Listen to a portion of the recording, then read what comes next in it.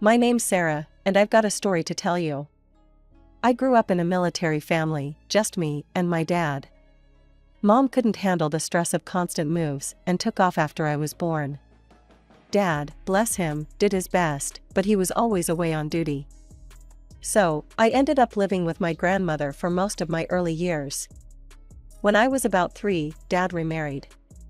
A year later, my half-sister, Emily, came along. I didn't see much of them at first, still living with Grandma and all. But things changed when I turned 10. Dad retired from the military, got a fat pension, and bought a house. He came to get me, saying it was time for us to be a proper family. I was excited at first. A new house, a new family, it seemed like a dream come true. But reality hit hard and fast. My stepmom, Linda, was okay, I guess. She tried to make me feel welcome, but it was clear Emily was her priority. And Emily? Well, she was a nightmare from day one. "That's my room," she screamed when Dad showed me to my new bedroom. "I want it. Make her sleep in the attic." Dad tried to calm her down. "Emily, honey, there's plenty of space for both of you. Sarah needs a room too." But Emily wasn't having it. She threw herself on the floor, kicking and screaming. I stood there, suitcase in hand, feeling like an intruder in what was supposed to be my home. That was just the beginning. Emily made it her mission to make my life hell. She'd accidentally spilled juice on my homework, draw on my textbooks, and hide my things. I learned pretty quick that in this house, Emily could do no wrong. No matter what she did, it was always, "Sarah, be the bigger person," or "Sarah, you need to set a good example." So, I stopped complaining. I learned to hide my important stuff and ignore Emily's antics as best I could. But it wasn't just Emily making things tough. When I was 12, the doctor dropped a bombshell on us. I had problems with my thyroid, hyperfunction, he called it. He said I'd live a normal life, but having kids would probably be off the table. I remember sitting in that sterile office, the words washing over me like ice water. Dad squeezed my hand, trying to comfort me, but I felt numb. At 12, having kids wasn't exactly on my radar, but knowing it might never happen? That hit hard. Emily, being the brat she was, overheard and started calling me empty nut. It stung, but I tried not to let it show. I buried myself in my computer games, finding solace in virtual worlds where I could be anyone, do anything. Life trudged on, and before I knew it, I was 16. That's when everything changed again. Grandma passed away, leaving me her inheritance. It wasn't a fortune, but it was enough to make Emily's eyes go wide with envy. "It's not fair," she whined at the dinner table. "Why does Sarah get all the money? We should use it for a family vacation." Dad backed me up, surprisingly. "Emily, that's Sarah's inheritance. She can decide what to do with it." I had plans for that money. All those hours spent gaming hadn't just been an escape, they'd given me an idea. I wanted to open a network of computer clubs for teenagers, maybe even a camp for training esports athletes. A place where kids like me could feel at home, surrounded by people who got it. When I shared my idea, Emily laughed so hard she nearly choked on her peas. "That's the dumbest thing I've ever heard. Who'd want to go to a nerd camp?" "It's not dumb," I shot back. "Esports is growing. It could be big. High school graduation couldn't come fast enough. College was a breath of fresh air. For the first time, I could just be Sarah, not the girl with the annoying sister, or the one who couldn't have kids." I threw myself into my studies, focusing on business management. All the while, my dream of the esports camp simmered in the back of my mind. After graduation, I took a leap of faith. I packed my bags and headed to South Korea for an internship. If I was going to learn about esports, why not go to the Mecca? Those 3 years in Korea were intense. I worked my ass off, learning everything I could about running gaming centers and managing teams. I saw firsthand how esports could change lives, giving kids a sense of purpose and belonging. When I finally came back home, I was ready. I used grandma's money to rent a small space and turned it into my first computer club. It wasn't much, just a dozen computers and some second-hand furniture, but it was mine. The first few months were tough. Some days, I'd sit there alone, wondering if I'd made a huge mistake. But slowly, word spread. Kids started trickling in after school, then flooding in on weekends. 5 years flew by in a blur of expansion, tournaments, and sleepless nights. Before I knew it, I had 5 thriving clubs and a full-fledged training camp for aspiring esports athletes. My team was racking up wins left and right. I was so focused on work that dating wasn't even on my radar. But life has a funny way of surprising you when you least expect it. It was at a gaming convention. I was there scouting new talent when I quite literally ran into him. Coffee went flying, splattering both our shirts. "Oh God, I'm so sorry," I stammered, frantically grabbing napkins. He just laughed, his green eyes crinkling at the corners. "No worries. I needed a wake-up call anyway. I'm Jake." "Sarah," I replied, feeling my cheeks heat up. We ended up talking for hours, long after our shirts had dried. Jake was a game developer, passionate about creating educational games for kids. He got my vision for the clubs in a way few others had. As we said goodbye, he hesitated. "Listen, Sarah, would you maybe want to grab coffee sometime? Preferably without wearing it?" Our coffee date turned into dinner, then weekend trips, and before I knew it, a year had flown by. He was different from anyone I'd ever met, supportive, kind, and he actually listened when I talked about my work. One night, over a homemade dinner, Jake got down on one knee. I was overjoyed, but a nagging voice in the back of my head wouldn't let me fully embrace the moment. "Jake, wait," I said, my voice barely above a whisper. "There's something you need to know." I told him about my thyroid condition, about the likelihood that we'd never have children. I held my breath, waiting for his reaction. Jake just smiled and took my hands in his. "Sarah, I love you. Kids or no kids, I want to spend my life with you. We'll face whatever comes together." Tears welled up in my eyes as I nodded, too choked up to speak. He slipped the ring on my finger, and just like that, we were engaged. When we went to tell my family, I was a bundle of nerves. Dad was thrilled, of course. He clapped Jake on the back so hard I thought he might knock him over. "Welcome to the family, son," he boomed. Linda offered a tight smile and a quick hug. "And Emily?" She didn't even bother to come downstairs to meet Jake. I could hear her music blasting from her room, a clear message that she couldn't care less about my engagement. The wedding ceremony was perfect, simple, heartfelt, surrounded by our closest friends and colleagues. As we exchanged vows, I felt like my heart might burst with happiness. At the reception, I scanned the room, a small part of me still hoping to see Emily. Instead, a waiter approached with a large, beautifully wrapped box. "A delivery for the bride," he announced. The sender said to open it in front of everyone. My heart skipped a beat. Could this be Emily's way of making amends? Hopeful, I tore into the wrapping paper. But as I lifted the lid, my blood ran cold. Inside were baby clothes, tiny onesies, booties, and bibs. The room fell silent.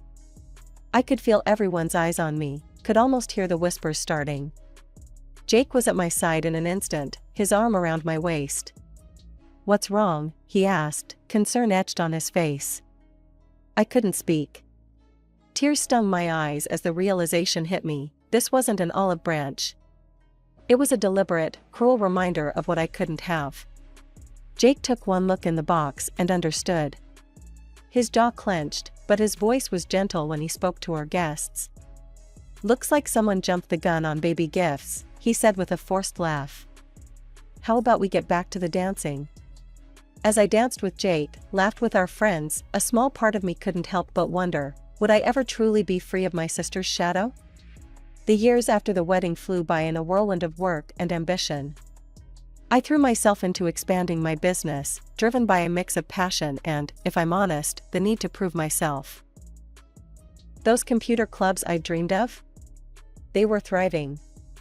But the real jewel in my crown was the esports training camp. I spent more and more time at the camp, coaching and mentoring. It was incredible to watch these kids grow, not just in their gaming skills, but in confidence and teamwork too. But while my professional life was soaring, my personal life was complicated. Every visit to my parents' house felt like walking into a minefield. Emily's hostility hadn't lessened over the years, if anything, it had intensified. She'd make snide comments about how I'd stolen Grandma's money, how I was getting rich off her inheritance. Must be nice, she'd sneer, living it up while the rest of us struggle. I tried to brush it off, but her words stung. Emily, I worked hard for everything I have, I'd say, trying to keep my voice level. Grandma's money just gave me a start. But she'd just roll her eyes and mutter something about how I always got everything handed to me. Dad and Linda would try to intervene, to smooth things over, but it was useless. The rift between us just kept growing. I started avoiding family gatherings when I could. It was easier to make excuses about work than to deal with Emily's constant jabs.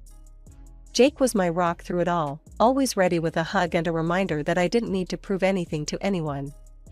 You're amazing, he'd tell me, his eyes full of love. Don't let anyone make you doubt that. But there was one doubt that kept creeping in, no matter how hard I tried to ignore it. Kids. We'd been trying for a while now, hoping against hope that the doctors had been wrong. Each month brought a new wave of disappointment. I remember sitting on the bathroom floor one night, staring at yet another negative pregnancy test. Jake found me there, silent tears streaming down my face. Hey, he said softly, sliding down to sit beside me. It's okay. We knew this might happen, remember? I nodded, unable to speak. He pulled me into his arms, and I let myself break down. I just wanted to prove them wrong, I sobbed. To show that I could have it all, the career, the family. Jake stroked my hair gently. Sarah, listen to me. You are not defined by whether or not you can have kids. You're changing lives every day with your work. You're building a legacy that goes beyond biology. His words helped, but the ache remained. We talked about other options, adoption, surrogacy, but for now, we decided to focus on our life together and my growing business. 10 years. It hardly seemed possible that a decade had passed since I opened my first computer club. As the anniversary approached, I decided it was time for a celebration, not just of my success, but of all the kids whose lives had been touched by our programs. I spared no expense for the party.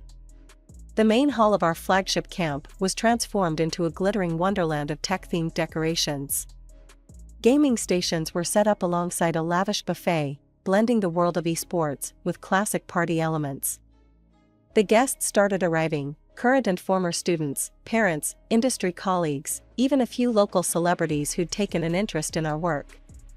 I plastered on my best hostess smile, greeting everyone warmly. Then I saw Emily. My heart dropped to my stomach. What was she doing here? I certainly hadn't invited her. She was arm in arm with a guy I didn't recognize, probably her latest boyfriend. To my surprise, she seemed subdued. No snide remarks, no eye rolling. Just a quiet congratulations as she passed by. I let out a breath I didn't know I'd been holding. Maybe, just maybe, we could get through this evening without incident. The party was in full swing. Kids were showing their parents their favorite games, business contacts were being made over hors d'oeuvres, and the general buzz of excitement filled the air. I was just starting to relax when I saw Emily making her way to the stage. My blood ran cold. What was she doing? Before I could react, she had grabbed the microphone. Excuse me, everyone. I have something to say. The room fell silent. All eyes turned to Emily. I know we're here to celebrate my sister's success, she began, her voice sickly sweet. But I think it's important that you all know the truth. I felt rooted to the spot, unable to move or speak. Parents, do you really want your children spending time in a place run by someone who can't possibly understand their needs? Emily's eyes found mine in the crowd, a cruel glint in them. My sister can't have children of her own. How can a childless woman truly know what's best for your kids? Gasps and murmurs rippled through the crowd. I felt like I'd been punched in the gut. Emily wasn't done. I, on the other hand, am pregnant. She paused, letting that sink in. And I'm opening my own esports camp. One run by someone who actually understands children, who will experience the joys and challenges of parenthood firsthand. I stood there, shell-shocked, as Emily's words hung in the air. The room felt like it was closing in on me. Years of buried pain about my infertility came rushing back, threatening to overwhelm me. I couldn't breathe, couldn't think. Thank God for Jake. He was at my side in an instant, his arm around my waist, steadying me. "Let's get some air," he murmured, but I shook my head. I couldn't let them see me run away. Jake squeezed my hand and turned to address the crowd. "Well, folks, how about we lighten the mood? I hear the chefs have outdone themselves with the dessert spread. Why don't we all head over for a tasting?" As the murmuring crowd moved towards the buffet, I slipped away to a quiet corner. My hand shook as I pulled out my phone, seeing notification after notification popping up. Our live stream. I'd completely forgotten about it in the chaos. Comments were flooding in. Some were supportive. "What that woman did was disgusting. Sarah, you're an inspiration. Having kids doesn't make you a good mentor. Sarah's track record speaks for itself." But others were brutal. "How can she run a camp for kids when she can't even have her own? I wouldn't want my child around someone so unnatural." The rest of the evening passed in a blur. I pasted on a smile and made small talk when necessary, but inside, I was crumbling. Jake handled most of it, smoothly covering for me when I fell silent or lost track of conversations. Just when I thought the night couldn't get any worse, chaos erupted near the exit. There was a scream, then a thud. I rushed over to see what had happened. My heart stopped. Emily was sprawled at the bottom of the stairs, clutching her stomach, her face contorted in pain.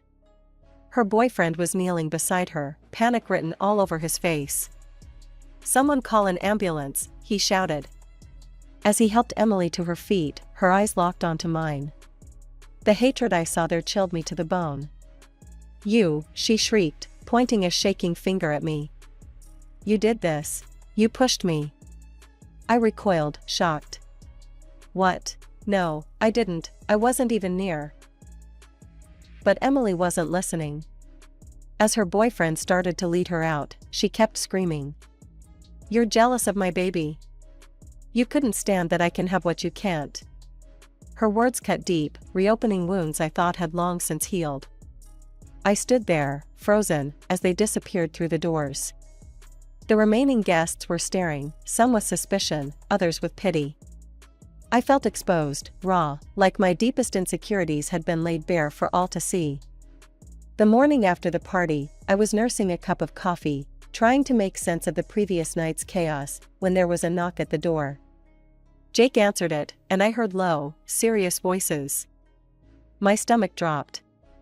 "Sarah?" Jake called, his voice tight. "There's a police officer here to see you." I walked to the door on shaky legs. The officer, a stern-faced woman, introduced herself as Detective Martinez. "Mrs. Thompson, I'm here about the incident involving your sister last night," she said. "She's filed a complaint against you. She's lost the baby, and is accusing you of pushing her down the stairs." Jake stepped in, his lawyer instincts kicking in. "We have a full recording of the event. It was being live-streamed." We spent the next few hours going over everything with Detective Martinez. I provided the live-stream footage, the guest list, statements from staff and guests. By the end, I was exhausted but hopeful. Surely, with all this evidence, they'd see I was innocent. A few days later, Detective Martinez called.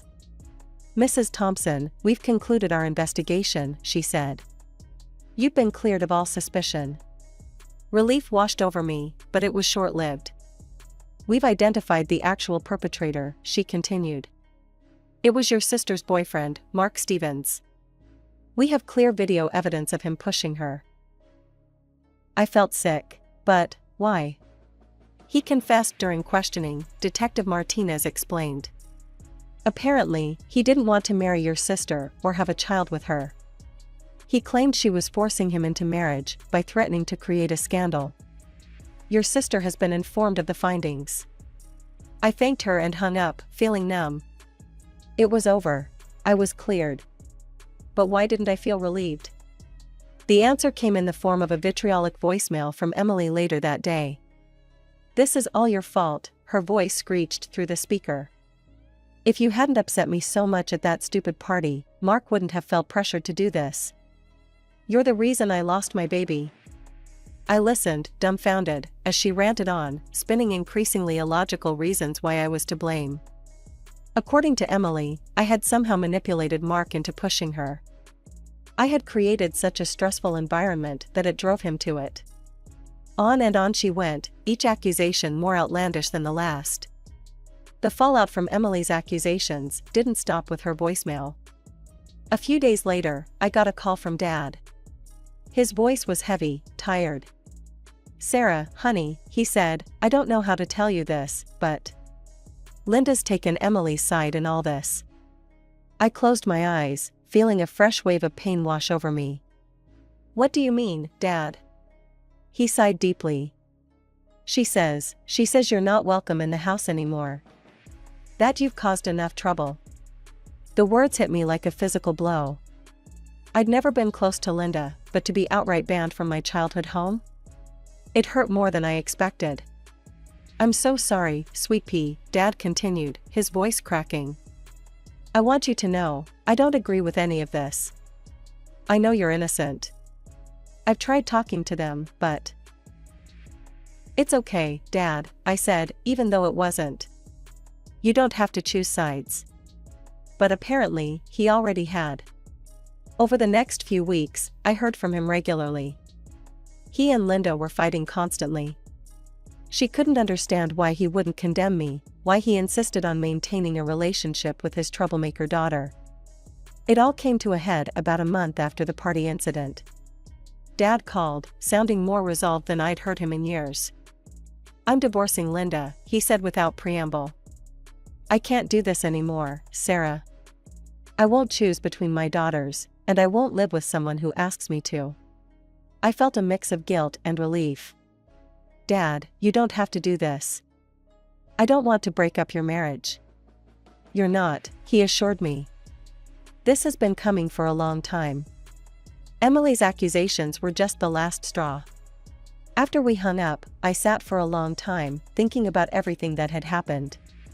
The constant drama, the accusations, the family strife, it all seemed so pointless, so destructive. And for what? I made a decision then. I called Dad back. "Dad," I said, my voice steady, "I've been thinking. I don't want to have any contact with Emily anymore. Or Linda. I can't keep doing this." There was a long pause. Then, "I understand, honey. I really do. You have to take care of yourself." His support gave me the courage to take the next step. The following day, I contacted a lawyer and filed for a restraining order against Emily. It felt extreme, but after everything that had happened, I knew it was necessary. To my relief, the judge granted the order. Emily couldn't come near me, my home, or my businesses. For the first time in months, I felt like I could breathe. Afterwards, as Jake and I sat on our porch watching the sunset, I felt a sense of peace settling over me.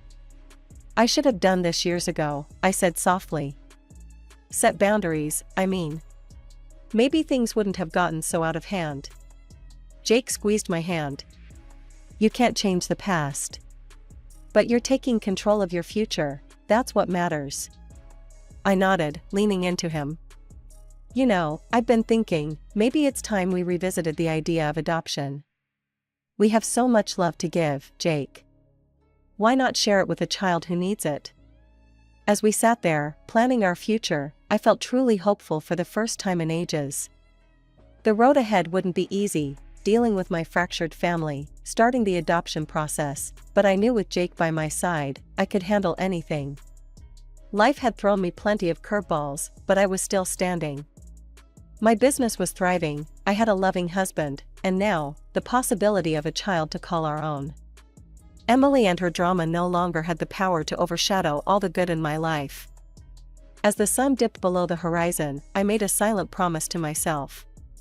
No more letting others dictate my worth. No more shrinking to make others comfortable. From now on, I would stand tall, proud of who I am and what I've accomplished. After all, family isn't just about blood. It's about love, support, and understanding.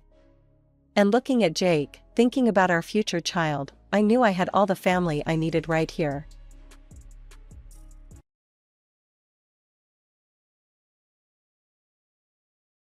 Hi there, I'm Janet, a French teacher, and I absolutely love my job.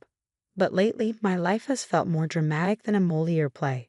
It all began when my brother, Peter, announced he was opening a French-inspired bistro. I was thrilled for him. "Peter, that's fantastic," I exclaimed when he told me. "A French bistro, oh la la. I can already taste the success." Peter just laughed, his eyes twinkling. "Thanks, Pri. I'm nervous, but I can't wait. I jump at the chance to help. Count me in for anything you need. I could even teach your staff a little French. Imagine how charming they'd be, greeting everyone with a perfect bonjour." As I rattled off menu ideas and marketing tips, I noticed my husband, Nathan, sitting in his armchair, barely listening. "Honey, isn't this exciting?" I nudged him. "Peter's living his dream." Nathan grunted, not looking up from his phone. "Yeah, great." I felt a pang of disappointment. Nathan's real estate career had been struggling lately, and his mood had darkened as a result. Still, I pressed on. "You know the area better than anyone," I suggested gently. "Maybe you could help Peter find some local suppliers." He shrugged, muttering something about being too busy. I sighed but decided not to push further. In the following weeks, I was completely absorbed in helping Peter, spending hours perfecting the menu, right down to the last accent. Peter's pronunciation was improving, and as he read the dishes aloud, coq au vin, ratatouille, tarte tatin, I clapped. "Your customers will feel like they've been transported to Paris." Peter beamed, pulling me into a hug. "I couldn't do this without you, sis." But as Peter's opening day drew closer, Nathan became increasingly withdrawn. He came home late, barely spoke during dinner, and snapped over small things. One night, I decided to confront him. "Nathan, what's going on? You've been so distant." He slammed his fork down. "Nothing's going on. I'm fine." "Is it about Peter's restaurant?" I asked softly. "You know your work is just as important." "Oh, spare me the pep talk," he scoffed. "Not everyone can be an overnight success like your precious brother." His words stung, but I held back. "Honey, Peter's worked hard to get here, just like you have. Remember that big sale you made last month? You're incredible at what you do." Nathan's expression softened, but a storm still brewed behind his eyes. Little did I know it was about to become a full-blown hurricane. 2 days before the opening, I was in the kitchen, putting the finishing touches on a congratulatory card when Nathan stormed in. "Janet, we need to talk," he said, his voice unnervingly calm. I looked up, forcing a smile. "Sure, honey, what's up?" "We're not going to Peter's restaurant opening." I blinked, sure I'd misheard him. "What? Why not?" "We have a prior engagement," he replied flatly. "A prior engagement?" I searched my memory. "Nathan, we've known about Peter's opening for months. My college buddy's in town. We're having dinner with him and his wife." Something felt off. "You never mentioned this before." "Well, I'm mentioning it now. We're not going. End of discussion." I stood, my temper rising. "No, Nathan, not end of discussion. What's really going on here?" His facade cracked.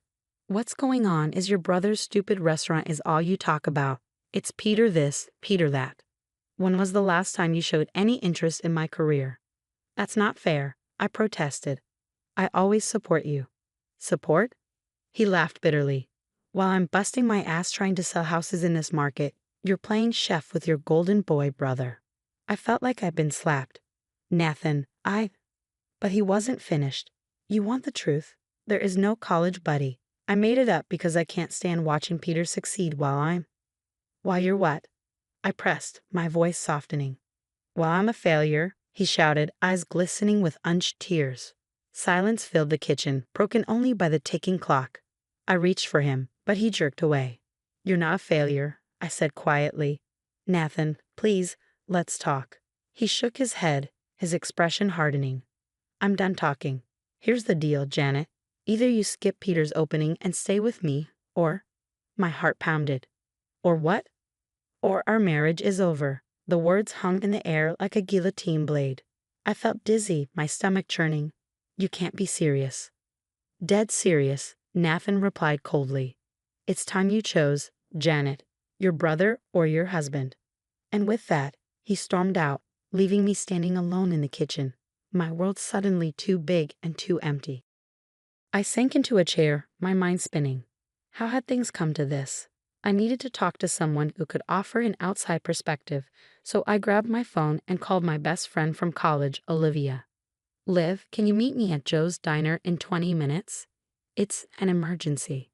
Half an hour later, I was pouring my heart out to Olivia over lukewarm coffee and an untouched slice of apple pie. And now he's given me this ultimatum. I finished, wiping away a stray tear. What am I supposed to do? Olivia reached across the table and squeezed my hand. "Oh, honey, I'm so sorry you're going through this. But can I be brutally honest with you?" I nodded, bracing myself. "Nathan's behavior is toxic. He's manipulating you, trying to isolate you from your family. That's not love, Janet. That's control." Her words hit me like a ton of bricks. Deep down, I knew she was right, but hearing it said aloud made it real. "But our marriage," I whispered.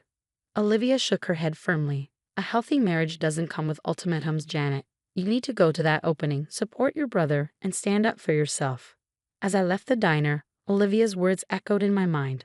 I knew what I had to do, though the thought of confronting Nathan filled me with dread. Still, for the first time in weeks, I felt a spark of strength. Whatever happened next, I wouldn't let anyone dim my light, not even my husband. Back at home, I stood in front of the mirror, smoothing down my dress. My stomach fluttered with nerves, but I squared my shoulders. I was going to Peter's opening, come hell or high water. "Nathan," I called, my voice steadier than I felt. "I'm leaving for the restaurant." A silence followed, broken only by heavy footsteps. Nathan appeared in the doorway, his face a mask of fury. "So that's it. You're choosing him over me." I took a deep breath. "I'm choosing to support my brother on one of the biggest nights of his life. That doesn't mean I'm not choosing you too." Nathan scoffed. "Save it, Janet. You've made your choice." He grabbed his keys and stormed out, slamming the door behind him. I flinched, but I steadied myself. There was no turning back now. At the restaurant, the atmosphere was electric. Peter's dream had come to life in rich shades of deep blue and warm gold. I forced a smile, determined not to let my personal drama cast a shadow over his moment.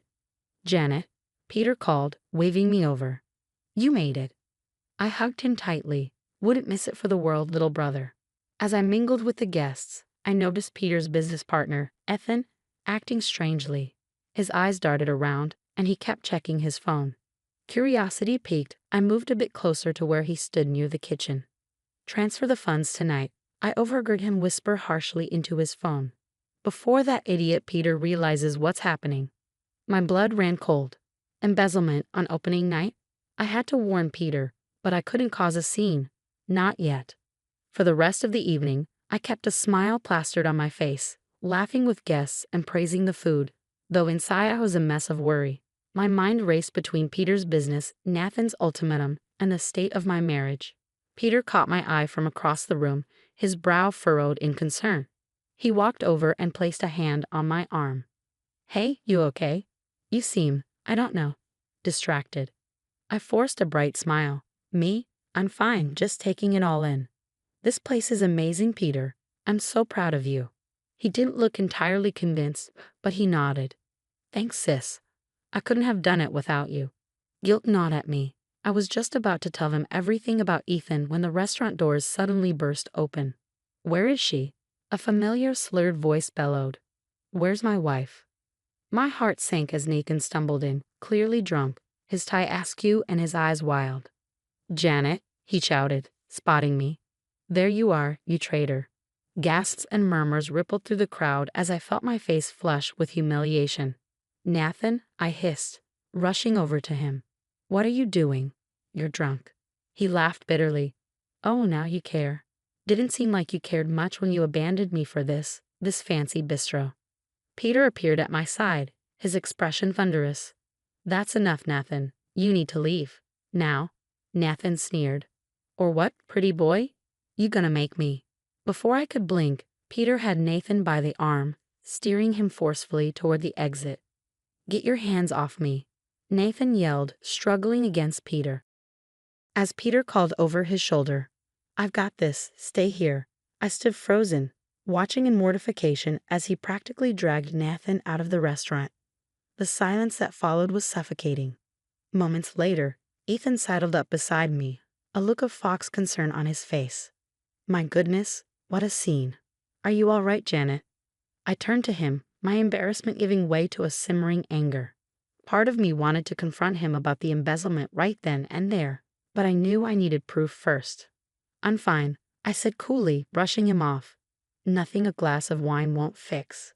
I grabbed a flute of champagne from a passing waiter and caught sight of my reflection in a nearby mirror. My carefully applied makeup was smudged, my hair a little disheveled, but beneath it all, I saw something I hadn't seen in a long time. Determination. This night was far from over, and I had a feeling that Nathan's drunken display would be the least of my problems by morning. When I returned home, exhausted from the night's chaos, I found our apartment in shambles. Furniture was overturned, pictures smashed, clothes thrown everywhere. Nathan's handiwork, no doubt. That was it. I muttered under my breath, grabbing a suitcase. I'm done. As I packed, my phone rang. It was Peter. Prith, we need to talk. It's about Ethan. I told him everything I'd overheard, and Peter was stunned but grateful. You saved the restaurant, sis. Listen, I need someone I can trust. How would you feel about becoming our events coordinator? I accepted on the spot, feeling a weight lift off my shoulders. In the weeks that followed, I threw myself into my new role, balancing it with my teaching. Then came news that Nathan's real estate license had been suspended for unethical practices. A twisted sense of vindication washed over me, but I pushed it aside. I had my own life to focus on now.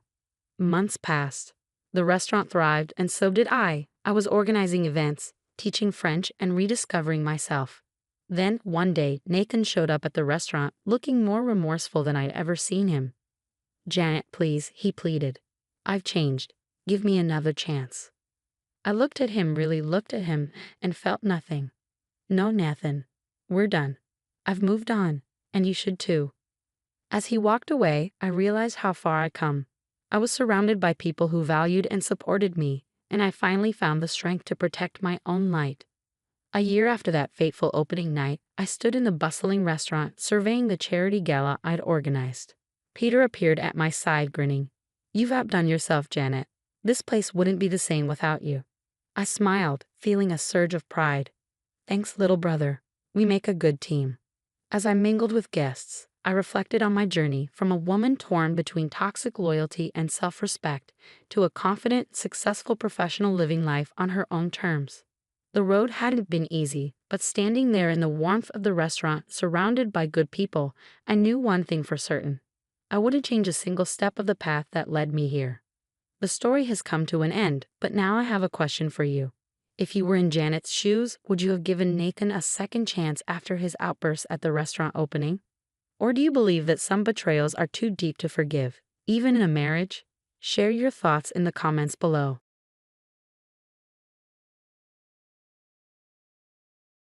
Hi everyone, I'm Sandra. Funny how it all started with a bowl of soup laced with sleeping pills.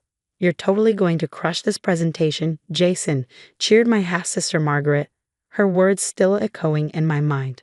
How blind I'd been to her fake support all these years. But let me backtrack and tell you how everything went down. At 28, I was living what seemed like the perfect life. My tech startup, Secure Spend, was poised to revolutionize mobile banking security. Imagine an app that could stop fraud before it even happened. That's what my best friend and business partner, Marcus, and I had created after 3 relentless years of work. Sandra, these investor numbers are insane. We're looking at a potential series of funding of $50 million. Marcus exclaimed, practically bouncing off the walls of our downtown office that morning. I know, right? Hard to believe all this started in my garage with just us and a few energy drinks, I replied, smiling at the memory of our humble beginnings. While my professional life was soaring, my family dynamics were a different story. Margaret would show up at every family gathering with her sugary sweet demeanor that only I seemed to see through. Oh, Sandra got the idea for her app from my suggestions about online banking, she casually boasts to our relatives, while I sat there seething but silent, trying to keep the peace. And then there was Jason, Margaret's husband, who just so happened to work for ByteSecure, our biggest competitor. Such a small world in tech, isn't it? He'd say with that smirk that never quite reached his eyes.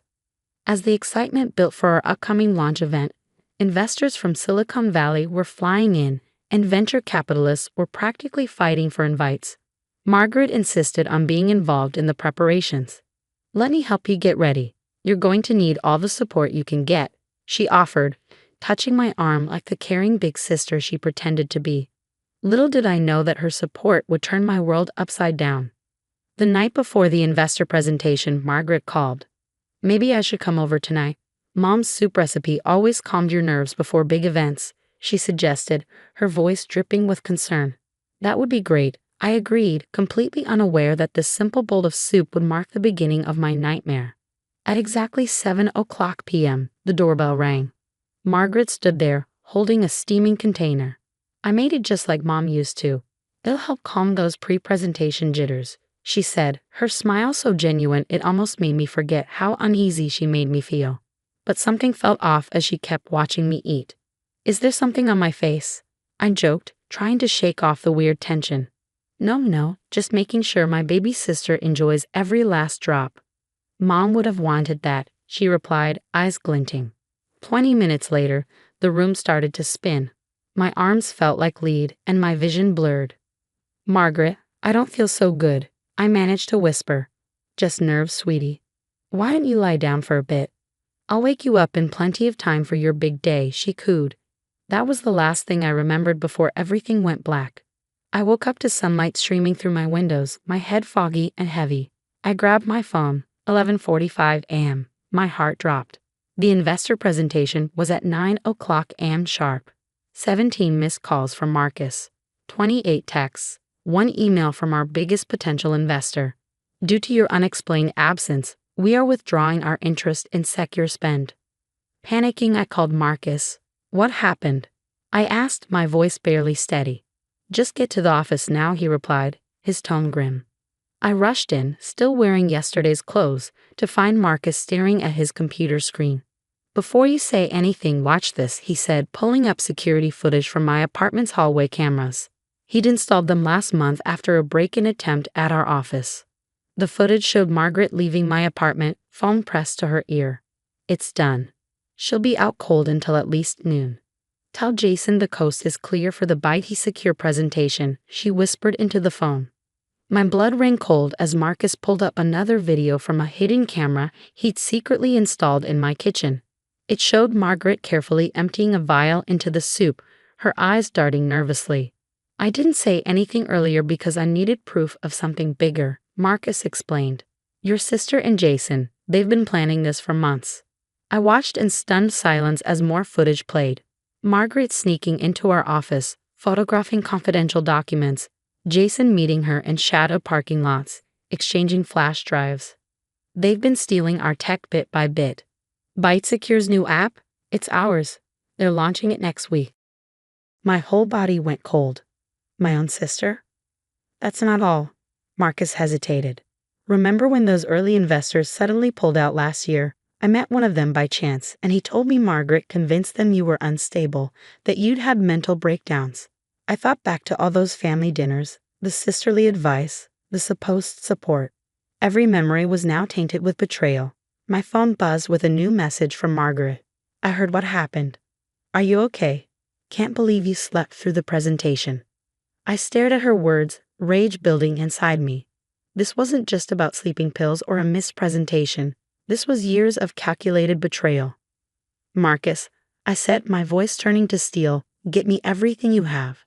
Every piece of evidence. It's time my dear sister learned what real sisterly love looks like. I was done playing nice. The game she started, I was about to finish it. For the next 48 hours, Marcus and I turned our office into a war room. Screens flashed with surveillance footage, email threads, and financial records. "Look at this email from 2 years ago," Marcus pointed to his monitor. "Margaret told Investex's board you had a mental breakdown in college. That's why they pulled their $2 million offer." Right after that, Jason joined ByteSecure. It all made sense now. ByteSecure had suddenly started developing features suspiciously similar to our early prototypes right after that incident. A knock on the door made us both jump. It was Deanna Martinez, one of the investors who had walked away. "I came to give you a chance to explain your absence yesterday," she said, then noticed the investigation board we'd set up. "What's all this?" Taking a deep breath, I laid everything out for her. Margaret's sabotage, Jason's corporate espionage, the stolen technology. Diana's eyes widened as she processed the evidence. "There's something else you should know," she said, pulling out her phone. "I've been receiving anonymous emails warning me against investing in secure spend. They called you unstable and hinted at family concerns." The sender was careful, but I bet the IP address traces back to ByteSecure. Marcus was already typing. Bingo. But here's the kicker. I dug into ByteSecure's finances. Their recent funding round? The numbers don't add up. We spent the next few hours tracing a tangled web of falsified user data and cooked books. ByteSecure's impressive growth was nothing but a house of cards. Margaret and Jason hadn't just stolen our technology. They'd built their empire on lies. "Wait," I said, scanning their records. "These names, Angela Chen, Michael Roberts, Jessica Torres. They're all former colleagues of Margaret's who suddenly vanished from the industry." More digging revealed a disturbing pattern. Every time Margaret felt threatened by someone's success, they mysteriously faced personal or professional disasters. Angela's promising career ended after sudden health issues. Michael lost his biggest clients after anonymous complaints about his behavior. "Your sister's been sabotaging people for years." Marcus shook his head. "You're just her latest target." As if on cue, my phone lit up with another text from Margaret. "Sis, I'm worried about you. Maybe the pressure of the startup is too much. We should talk." The same fake concern she'd likely shown all her other victims. But this time, she picked the wrong target. "I have an idea." Diana leaned in. ByteSecure's launch event is next week. They're about to unveil their revolutionary security features. Our features. What if we set a trap? Marcus's eyes gleamed. "I've already started collecting their fraudulent financial records." One anonymous tip to the right authorities. "No," I interrupted. "We need to be smarter. Margaret survived this long by making her victims look unstable. We need to let her walk right into her own trap." I pulled up the details for ByteSecure's launch event. Margaret and Jason had spent months weaving their web of lies. Now it was time for them to get tangled in it. "Diana," I asked, "how would you like to play a starring role in ByteSecure's most memorable presentation ever?" Over the next hour, we crafted a plan so elegantly simple that Margaret would never see it coming. She thought she destroyed her little sister's dreams. But what she didn't realize was that she just handed me everything. Here's a refined version of your story segment, capturing the climactic takedown and emotional fallout with more polish and dramatic tension. I needed to destroy her carefully constructed facade. Game on, sis. ByteSecure's launch event was packed with investors, media, and tech industry leaders. I sat in the back, watching Margaret and Jason take the stage, proudly showcasing their stolen technology. "Our revolutionary security features will change mobile banking forever," Jason announced with that smug grin. But then, right on cue, Diana stood up from the audience. "Excuse me, just one question," she called out, her voice cutting through the applause. "Could you explain how these features differ from SecureSpend's original code filed for patent protection 6 months ago?" The room went dead silent. Margaret's face drained of color, eyes darting nervously. "I have copies of SecureSpend's original documentation right here," Diana continued, holding up a folder.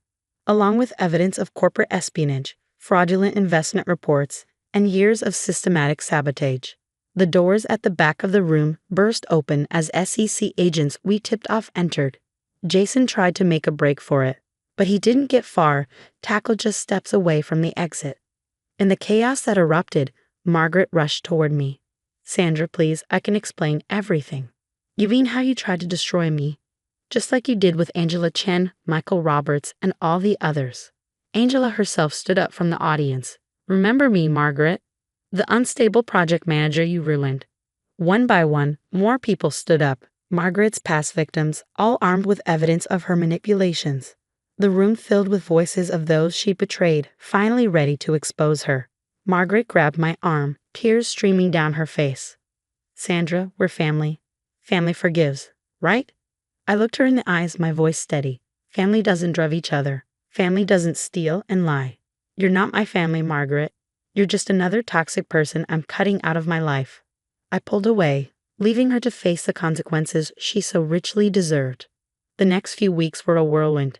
BiteSecure's stock plummeted as investigations exposed years of fraud. Jason faced criminal charges, while Margaret's professional reputation was shattered. Victim after victim came forward, turning her name into a cautionary tale. Meanwhile, Secure's spend soared. Our original investors returned, offering even larger deals than before. Diana joined our board, bringing years of expertise and genuine support. One morning, 6 months later, Marcus mentioned casually, "Your sister's been trying to reach you again." We were in our new office, 30 floors up with a panoramic view of the city. I glanced at my phone to see another desperate message from Margaret, begging for a second chance, claiming she changed, that she missed her sister. Block contact. Delete number. Remove from life. Marcus looked at me with concern. You okay? I smiled, turning back to our latest project. Better than okay. Now, about that expansion into European markets. Because here's the thing, some people think revenge is about destroying others, but the best revenge is success, growth, and knowing that the toxic people who tried to tear you down have to watch you soar. They're trapped in the rock bottom they created for themselves. That's not just revenge, that's justice. What would you do if you discovered your own sibling had been secretly sabotaging your life for years? Would you expose them publicly, like I did, or handle it privately? And could you ever consider forgiveness?